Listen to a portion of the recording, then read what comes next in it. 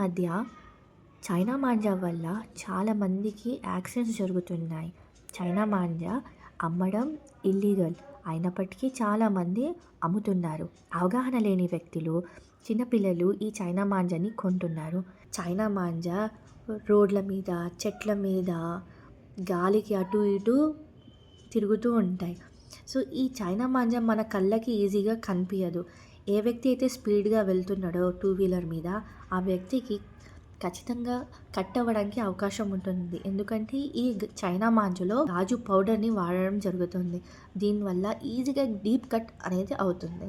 కొన్నిసార్లు ప్రాణహాని కూడా జరుగుతుంది.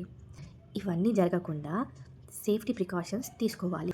బైక్ ముందర వైర్ పెట్టుకోవడం, చిప్కి ఫోల్డ్ చేసి కట్టుకోవడం, హెల్మెట్ లోపల స్కార్ఫ్ కట్టుకోవడం లాంటివి చేయాలి.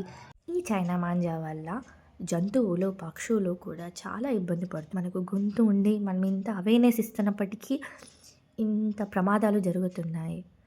సో ఎవరైనా చైనా మాంజా అమ్ముతున్నారు అనే ఇన్ఫర్మేషన్ తెలిస్తే ఖచ్చితంగా దగ్గర ఉన్న పోలీస్ స్టేషన్కి వెళ్ళి ఇన్ఫర్మేషన్ ఇవ్వండి. Or else dial 100 or 112